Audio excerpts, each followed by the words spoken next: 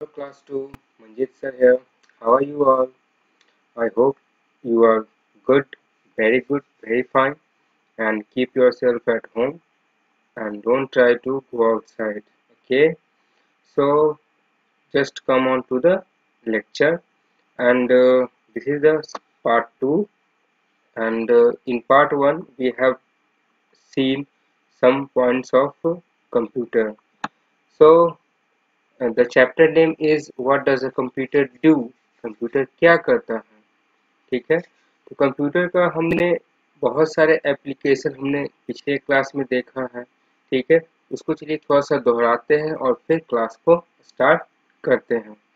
तो सबसे पहला हमारा था बच्चों, आपको कंप्यूटर की सहायता से पिक्चर आप बना सकते हैं। किसी भी पिक्चर को आप ड्रॉ कर सकते हैं MS पेंट के द्वारा। ठीक है, उसके बाद हमने देखा था कि आप लेटर टाइप कर सकते हो, मीन्स टेक्स्ट को कंप्यूटर में आप इंटर कर सकते हो और उसके बहुत सारे वेरिएशन होते हैं। आप लेटर लिख सकते हो, नोटिस लिख सकते हो और भी बहुत सारी चीज जो आप कर सकते हो। ठीक है, तीसरा एप्लीकेशन था बच्चों एड्रेस बुक। एड्रेस बुक में क्या होता है बच्चों कि जैसे हमारे पास बहुत सारे रिलेटिव्स होते हैं, उनका नाम, उनका कॉन्टेक्ट एक जगह होना ज़रूरी होता है, क्योंकि टाइम टू टाइम हमें उनसे कम्युनिकेशन करना होता है, उनसे बातें करनी होती है। तो कंप्यूटर की हेल्प से हम ये भी करते हैं कि वहाँ पे एक एड्रेस बुक होता है और उसमें हम सारे डिटेल्स रिलेटिव्स के सेव करते हैं और फिर उसे टाइम टू टाइम हम यूज़ करते हैं। और तीसरा एप्लीकेशन हमने देखा था बच्चों कि हम इसके हेल्प से कार्टून देख सकते हैं, मूवी देख सकते हैं, म्यूजिक सुन सकते हैं। तो कार्टून तो आप लोगों का फेवरेट है, जैसे कि यहाँ पे एग्जांपल में टॉम एंड जेरी दिया हुआ है, ये भी काफ़ी फेमस है। इन दिनों अभी मोटू पतलू चल रहा है, ये भी काफ़ी फेमस है। तो कहीं ना कहीं आप में ये बहुत लोकप्रिय है और कंप्यूटर की हेल्प से आप इसको देख सकते हैं। तो अब चलते हैं अपने नए क्लास में। तो राइट साइड में आप देख रहे हैं बच्चों जूनियर डिक्शनरी एंड थ्रेजर, मीन्स यहाँ पे आप डिक्शनरी का यूज करने वाले हो।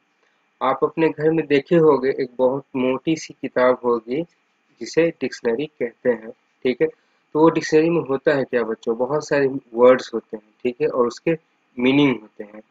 तो आप जब लिख रहे होते हो तो कभी कभी होता है कि किसी पर्टिकुलर वर्ड का मीनिंग नहीं याद रहता है, कभी स्पेलिंग नहीं याद रहता है, तो आप इसकी हेल्प से आप उसको दूर करते हो। ठीक है, तो सेम चीज एक प्रोग्राम के फॉर्मेट में आपके कंप्यूटर में भी ये रहता है। ठीक है, जिसे हम कहते हैं बिल्ट इन डिक्शनरी। तो बिल्ट इन डिक्शनरी होने से ये होता है बच्चों कि जब आप कंप्यूटर पे काम करते हो तो जो भी डिक्शनरी की फंक्शनैलिटी है आप उसको इस्तेमाल कर सकते हो। और ये आपकी ट्रेडिशनल डिक्शनरी से, मीन्स बुक वाले फॉर्मेट की डिक्शनरी से, ये वाला डिक्शनरी बहुत फास्ट होता है। तो देखिए ये फंक्शन क्या कहता है, a computer has a built in dictionary.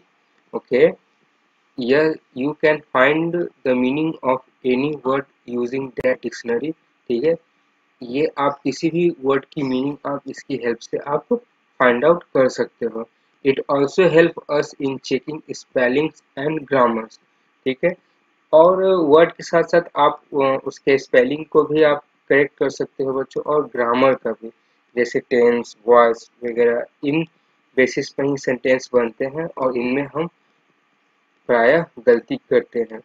तो इस डिक्शनरी के थ्रू से, इस एप्लीकेशन के थ्रू से हमने क्या देखा कि कंप्यूटर से हम अब किसी भी पर्टिकुलर वर्ड को खोज सकते हैं। ठीक है, अपने स्पेलिंग को भी करेक्ट कर सकते हैं और ग्रामर भी अपना हम सही कर सकते हैं।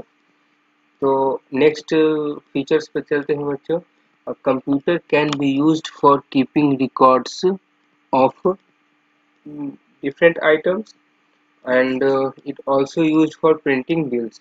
ठीक है बच्चों, तो आप अपने बगल वाले दुकान की एग्जांपल ले लो बच्चों, वहाँ से आप बहुत सारे आइटम्स लाते हैं, जैसे राइस हो गया, पोटैटो हो गया, ठीक है, पेन हो गया, कॉपी हो गया। तो इन सब चीज़ों को आप अपने शॉप से लाते हो। तो दुकान जो हमारा शॉपकीपर है या दुकानदार है, वो अपने एक दिन में कितना सेल होता है उसका रिकॉर्ड रखता है, ठीक है। तो इसकी हेल्प से वो अपने रिकॉर्ड को कंप्यूटर में मैनेज कर सकता है, मीन्स उसको वो मैनेज कर सकता है, रख सकता है। और अगर आप चाहें तो उससे बिल मांग सकते हैं, तो वो कंप्यूटर की हेल्प से आपको बिल भी जनरेट करके देगा। जैसे मान लें कि आपने 5 ग्रोसरी आइटम खरीदे, ठीक है, और अब मांग रहे हो कि चाचा मुझे बिल दीजिए कितना का सामान हुआ, तो वो कंप्यूटर की हेल्प से आपको बिल जनरेट करके आपको वो देगा, ठीक है। तो आपने ये देखा कि बहुत सारे आइटम्स को का हिसाब किताब भी हम कंप्यूटर से कर सकते हैं, ठीक है। अब आइए next, a computer can remind you of meetings date and time through its calendar। इसमें बच्चों कैलेंडर भी रहता है, ठीक है। जिसे आप अपने घरों में देखते होंगे दीवार पर एक पेपर का कलेक्शन के फॉर्मेट में आपके घरों में कैलेंडर दीवार पे टंगा रहता है। तो सेम वो डिजिटल फॉर्म में आपके कंप्यूटर में भी रहता है, जो कि आपको डेट और टाइम भी बताता है, ठीक है। कभी कभी आप सुनते होंगे अपने पापा या मम्मी के तरफ से कि आज फलाने जगह जाना है, आज उसके जगह यहाँ जाना है, ठीक है। तो रोजमर्रा की जिंदगी में बच्चों हम भूल जाते हैं, ठीक है। आप अपने पेरेंट्स से इस बात पे चर्चा कर सकते हैं, भूल जाते हैं। तो ये एप्लीकेशन से हम क्या करते हैं कि वो टाइम पे हमें रिमाइंड करता है कि आज ये दिन है और आपको यहाँ पे जाना है, जिससे कि आपका मीटिंग जो है, जो इम्पोर्टेंट वर्क है, वो स्पॉइल ना करे, खराब ना हो जाए, ठीक है। ये भी हो गया बच्चों। If a computer is connected to the internet, then it can be used to send letters within a few seconds। तो ये कह रहा है बच्चों कि जो हमारे पास कंप्यूटर है, अगर उससे हम इंटरनेट से जोड़ लें, ठीक है, तो हम इसकी हेल्प से विद इन सेकेंड्स में हम किसी लेटर को अपने रिलेटिव्स के पास, अपने फ्रेंड के पास हम सेंड कर सकते हैं, भेज सकते हैं, ठीक है। अच्छी बात है। The sending and receiving of the letters using a computer is called email। अच्छा, ये अच्छी बात है बच्चों कि जो हमने लेटर लिखा और अपने रिलेटिव्स के यहाँ भेजा, और रिलेटिव्स क्या करते हैं बच्चों, उस लेटर को रिसीव करते हैं, मीन्स रिसीव करने के बाद उसको पढ़ते हैं। तो ये प्रोसेस को जो हम कंप्यूटर के थ्रू कर रहे हैं उसे हम क्या कहते हैं, ईमेल।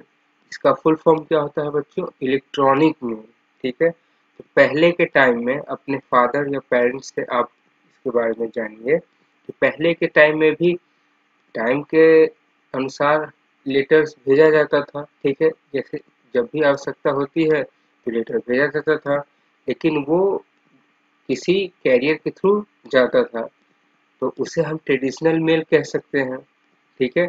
लेकिन वही काम अगर हम कंप्यूटर के थ्रू करते हैं तो वो क्या कहलाता है, हमारा ईमेल। तो एक बार मैं फिर आपको रिमाइंड करा दूं, इसे हम इलेक्ट्रॉनिक मेल कहते हैं। तो ये बहुत सारे एग्जांपल्स और हमने इसके यूजेस देखे कि कंप्यूटर क्यों यूजफुल है, ठीक है। अब आते हैं हम टाइप्स ऑफ कंप्यूटर पे।